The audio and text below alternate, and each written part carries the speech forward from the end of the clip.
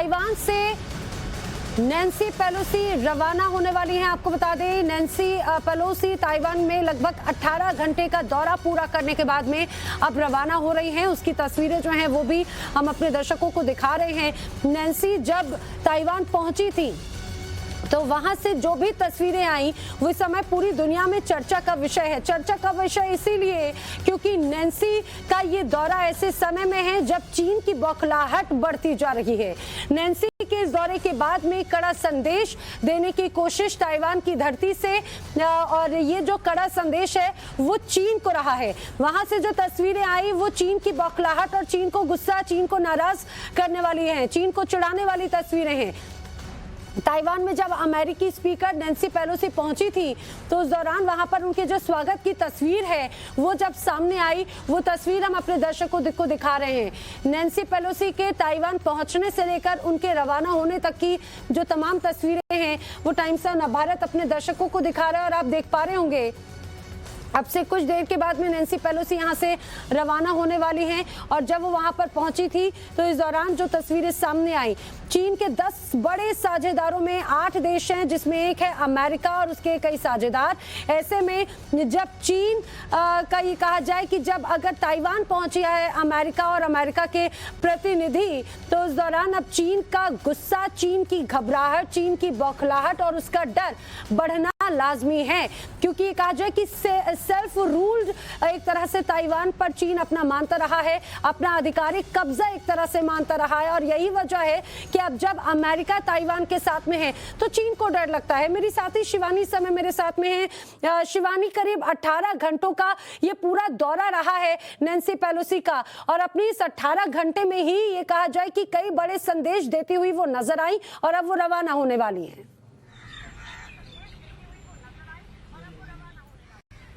बिल्कुल नैना, कई बड़े संदेश दिए हैं चीन को अमेरिका ने, क्योंकि जिस तरह से पहले बताया जा रहा था कि चीन लगातार बयानबाजी शुरू कर रहा था, तब तो ये तय भी नहीं हुआ था कि नैन्सी पेलोसी ताइवान आएंगी या उनका ये दौरा कैंसिल हो जाएगा। और जब कल देर रात उनका विमान ताइवान में उतरा, उसके बाद से ही हमने देखा कि किस तरह से चीन ने आक्रामक तेवर दिखाने शुरू कर दिए। उसने अपने मिसाइल सिस्टम्स को एक्टिव कर दिया, उसने अपनी ड्रिल्स को, एयर ड्रिल्स चाहे सी ड्रिल्स, उन सबको शुरुआत कर दी उनकी। तो चीन कहीं ना कहीं एक धमकी देना चाहता था अमेरिका को कि अमेरिका दखल ना दे ताइवान और चीन के बीच में, लेकिन इस धमकी को धता बताते हुए अमेरिका की नैन्सी पेलोसी ने ये पूरा दौरा किया। उन्होंने न सिर्फ ये दौरा किया, राष्ट्रपति से मुलाकात की और कई बार अपने बयानों में ये साफ लहजे में चीन को समझा दिया कि चीन तय नहीं करेगा कि अमेरिका को क्या करना है, और ताइवान के साथ अमेरिका खड़ा था और खड़ा रहेगा, ये बात उन्होंने कही। और बार बार ये भी बात कही कि जो सॉवरेनिटी है, संप्रभुता है ताइवान की, उसकी रक्षा करने के लिए अमेरिका ताइवान के साथ खड़ा हुआ है। तो कहीं ना कहीं एक कॉन्फिडेंस बिल्डिंग यहाँ पर ताइवान के लिए भी हुई है। लेकिन अब जब ये दौरा खत्म हो रहा है तो ताइवान को कुछ मुश्किलों का सामना करना पड़ सकता है लोकल फ्रंट पे, क्योंकि चीन ने इस दौरे के साथ साथ ही कुछ सैंक्शंस घोषित कर दिए हैं। जो इंपोर्ट्स वो लिया करता था ताइवान पर, उन पर सैंक्शंस लगा दिए हैं। तो एयर स्पेस का उल्लंघन वो करता आया। कल देर रात भी ऐसी रिपोर्ट्स आई कि चीन के कुछ लड़ाकू विमानों ने, लगभग 21 लड़ाकू विमानों ने ताइवान के एयर स्पेस का उल्लंघन किया। तो लोकल फ्रंट पर अगर हम देखें तो ताइवान को कुछ मुश्किलों का सामना जरूर करना पड़ सकता है इस दौरे के बाद। लेकिन ताइवान के लिए कॉन्फिडेंस बिल्डिंग स्टेप था अमेरिका की तरफ से। जब नैन्सी पेलोसी यहां पर आई, उन्होंने मुलाकात की कई वरिष्ठ अधिकारियों से, उन्होंने बयान भी दिए कि चीन के बावजूद, चीन की धमकियों के बावजूद, शिवानी आप बने रहिए। समय मेरे साथ में कर्नल सिद्धांत सिंह साहब मेरे साथ में जुड़े हैं। सिद्धांत सिंह जी, जिस तरह से नैन्सी पेलोसी यहाँ पर पहुंची और अब उनका वो दौरा पूरा होने वाला है, वो वापस अमेरिका के लिए रवाना होने वाली हैं, इस पूरे दौरे में सबसे इंपॉर्टेंट बिंदु, सबसे इंपॉर्टेंट बात आपको क्या नजर आती है? देखिए, इसमें सबसे इंपॉर्टेंट बात यह है कि चीन का ये जो शक्ति प्रदर्शन हुआ है, इसका कोई मतलब नहीं है, क्योंकि चीन पहले भी इस तरह की शक्ति प्रदर्शन ताइवान के खिलाफ करता रहता है, अक्सर उसके एयर स्पेस का वायलेशन करता रहता है। पर इससे ये सिद्ध हो गया है कि अमेरिका ने जो डिसाइड कर लिया है, अमेरिका जो ताइवान को स्टेटस देना चाहता था, उसने वो स्टेटस ताइवान को दे दिया है और चीन कुछ भी नहीं कर पाया इसमें। ताइवान की धमकियों का अमेरिका पर कोई असर नहीं पड़ा है। इसका मतलब ये सिद्ध हो गया है कि अमेरिका अभी भी स्ट्रांग है चाइना से, और चाइना को पूरी आंखें दिखा सकता है, चाइना को उसकी जगह दिखा सकता है। लेकिन सर एक और सबसे इम्पोर्टेंट बात ये खड़ी हो जाती है कि एक तरफ अमेरिका है जो ये कहा जाए जो विश्व गुरु या फिर सबसे इम्पोर्टेंट और सबसे मजबूत ताकतवर देशों में से एक है। चीन अपने आप को उस पोजीशन पर देखता है, बताने की कोशिश करता है। और अब ऐसे में तकरार, जब ये कहा जाए कि जब चीन की तरफ से कई बार धमकियां दी गई, एक कड़ा संदेश दिया गया, लेकिन उन तमाम बातों को दरकिनार करते हुए अगर अमेरिकी एक प्रतिनिधि मंडल वहां पर जाता है तो अब चीन की बौखलाहट बढ़ती नजर आएगी। आने वाले वक्त में आपको क्या रुख नजर आ रहा है चीन का, ताइवान के प्रति नहीं, फिलहाल मेरा सवाल अमेरिका के लिए। देखिए ऐसा है, अमेरिका ने अपना स्टैंड ऑलरेडी क्वाड बना करके भी दिखा दिया साउथ चाइना सी में, और इस वक्त अमेरिका का कोई इसे टेरिटोरियल कोई लगाव नहीं है, मतलब उसकी कोई सीमा चीन की सीमा के साथ नहीं मिल रही है, और अमेरिका सेफ डिस्टेंस में दूर बैठा हुआ है। तो इसलिए चीन उसको डे टू डे लाइफ में तंग नहीं कर सकता अमेरिका को। उसकी अमेरिका का कोई ऐसा कंट्री भी नहीं है जिसमें अमेरिका के इस वक्त शासन हो, जैसे पहले अफगानिस्तान में था। तो इसलिए अमेरिका पर कोई असर नहीं पड़ेगा चीन की धमकियों का। दूर से चीन धमकी देता रहेगा, मगर अमेरिका आराम से जो चाहेगा वो करता रहेगा। और जापान को अमेरिका और मजबूत बनाएगा, क्योंकि जापान भी चीन के निशाने पर है, ताइवान के साथ अमेरिका खड़ा है जी। तो इस प्रकार से ताइवान और खुल के इन लोगों के सामने आएगा। ठीक है सर, अब ये देखने वाली बात है आगे क्या स्टैंड होता है। हमसे जुड़ने के लिए आपका बहुत शुक्रिया। डिफेंस एक्सपर्ट जीडी बख्शी क्या कह रहे हैं वो भी अपने दर्शकों को सुनाते हैं। और खासकर उसने देख लिया है कि फायर पावर का क्या फर्क पड़ता है यूक्रेन में। तो मैं नहीं समझता वो कोई काइनेटिक करना चाहेगा इतना बड़ा, लेकिन कुछ ना कुछ तो चीन को करना पड़ेगा। अब मैंने लिस्ट ऑफ ऑप्शन दे दिए हैं, इनमें से क्या चीन चूज करता है ये हमको देखना होगा, और इसकी बैटल इंडिकेशंस पहले से आ जाएंगी। जो बैटल इंडिकेशंस अभी तक आई हैं वो है कि वो एक्सरसाइजेस तो उसने शुरू कर ही दी हैं। इन एक्सरसाइजेस को वो बड़ी आसानी से ब्लॉकेड में बदल सकता है। उसने ऑलरेडी कह दिया है कि मैं अपना एक्सपोर्ट इंपोर्ट बंद कर रहा हूँ ताइवान से। ये ताइवान के लोगों को बहुत दुख दर्द देगा, क्योंकि ताइवान की इकोनॉमी बुरी तरह से टाइड अप है विद चाइनीज़ इकोनॉमी। तो चाइनीज़ इकोनॉमी, उनकी जो इकोनॉमी को तबाह करने का तो उसने पहला कदम तो ले ही लिया। देखिए ऐसा है कि अगर चीन ताइवान को हड़प लेता है तो भारत के ऊपर क्या इम्प्लीकेशन है, बहुत भारी इम्प्लीकेशन है।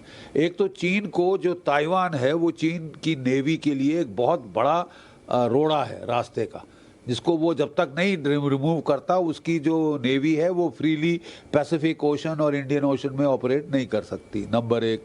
नंबर दो, अगर चीन ताइवान को हड़प लेता है, चीन की फौज का बड़ा हिस्सा आर्मी, नेवी, एयरफोर्स का अभी ताइवान के बरखिलाफ डिप्लॉयड है, वो सारा फ्री हो जाएगा भारत के खिलाफ आने के लिए। We will free up Chinese forces to pressurize India. तो ये हमारे हित में नहीं है, साफ बात, बिल्कुल हित में नहीं है कि चीन ताइवान जैसे देश को हड़प जाए। अगर वो हड़प के डिकार ले लेता है तो फिर कल खतरा है वियतनाम को, कल खतरा है सिंगापुर को, मलेशिया को, इंडोनेशिया को, छोटे छोटे देश। खतरा जापान के लिए बढ़ रहा है, साउथ कोरिया के लिए बढ़ रहा है, तो वो तो है ही है। लेकिन हमको खतरा बढ़ेगा डायरेक्टली, क्योंकि जो सारे फोर्सेस रिलीज होंगे ताइवान फ्रंट से वो सब भारत के बरखिलाफ आ सकते हैं। तो आपने जीडी बख्शी को सुना, उन्होंने बताया कि किस तरह से चीन का ये रुख आगे खतरे का अंदेशा देता है और किस तरह से खतरे की घंटी देता है।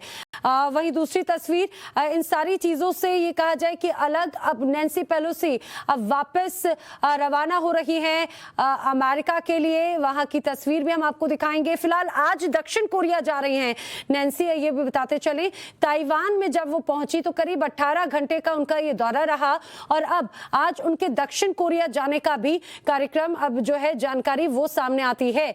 लेकिन ये भी जान लीजिए, क्योंकि अब ऐसे समय में जब नैन्सी ताइवान के बाद अब दक्षिण कोरिया जाएंगी, क्योंकि अब ये कहा जाए कि जो रूस और नॉर्थ कोरिया चीन के साथ में यहां पर नजर आते हैं, अब ऐसे में दक्षिण कोरिया भी अपने आप में इंपॉर्टेंट एक हो जाता है। ताइवान में पेलोसी को सर्वोच्च नागरिक सम्मान दिया गया, ये बताते हैं। अमेरिका ताइवान की चुनौती दोस्ती बनी रहेगी, ये कहना है इस बीच नैन्सी का। चीन की तरफ से अमेरिका ताइवान को एक नई धमकी भी इस बीच सामने आई थी और चीन का जो रुख था वो स्पष्ट था, आग से मत खेलो तबाह हो जाओगे, ये चीन ने संदेश देने की कोशिश की। अलग अलग एयरपोर्ट से लड़ाकू विमानों की उड़ान इस दौरान देखने को मिली। और मेरी साथी शिवानी, ये कहा जाए कि जब नैन्सी यहां पर पहुंची तब भी जो तकरार है वो यूं ही बरकरार है। अब इस बीच पहले नैन्सी जो है वो ताइवान आई और अब दक्षिण कोरिया भी जाने की जानकारी है।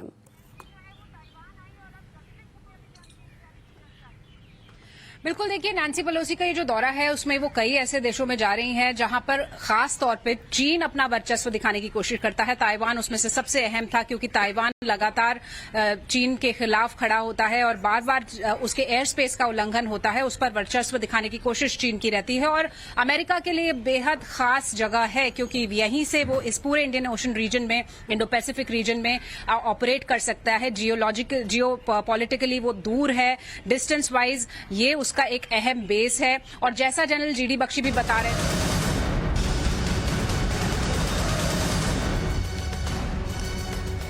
और इस बीच ताइवान की सेना का एक बड़ा बयान सामने आया है। चीनी सेना ने कोई मिसाइल अटैक नहीं किया है, ये ताइवान के सेना की तरफ से कहा गया है। बता दें इस बीच बड़ी खबर ये थी कि जो चीन की सेना है वो ताइवान को चारों तरफ से घेरे हुए मिसाइल अटैक कर रही है। कुछ इलाकों में ऐसी भी जानकारी सामने आई थी क्योंकि जिस तरह से चीनी सेना का जो मूवमेंट था वो बढ़ा था। इस बीच ताइवान की सेना का ये बयान सामने आया। Defence expert A K. सिवाज साहब इस समय मेरे साथ में। ए.के. सिवाज जी, आप क्या कहते हैं इस पूरे ताइवान के इस पूरे के दौरे को लेकर जब नैन्सी पेलोसी यहां पर पहुंची और चीन के रुख पर? देखो, सच्चाई है नैन्सी पेलोसी जो पहुंची है ये एक दर्शाता है कि अमेरिका ने मन बना लिया था कि वो ताइवान जो है वो उसके लिए स्ट्रेटेजिक बहुत इंपॉर्टेंट है और वो जाके दिखाना चाहते हैं कि हम आपके साथ खड़े हुए। यूं तो वो एक वन चाइना पॉलिसी मानते हैं, मगर ये भी सच्चाई है कि वो ये भी दिखाना चाहते हैं कि हम स्ट्रेटेजिक पार्टनर हैं इस रीजन में, चाहे जापान हो या साउथ कोरिया हो या ऑस्ट्रेलिया हो। तो ऐसे में ताइवान के साथ जाना मुझे लगता है कि थोड़ा सा शी जिनपिंग के लिए ये धक्का है, क्योंकि शी जिनपिंग ने ये नहीं सोचा था कि इस तरीके से अमेरिका आएगा।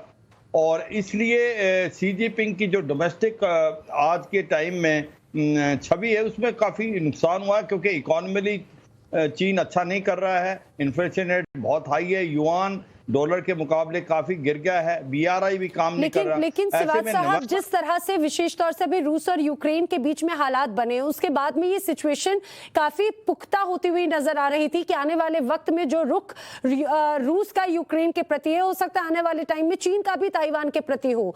अब ऐसे में अगर ये दौरा इस बीच, तो चीन और भड़केगा, चीन की नाराजगी और बौखलाहट नजर भी आ रही है। क्या आपको लगता है आने वाले वक्त में ऐसी कोई सिचुएशन बन सकती है?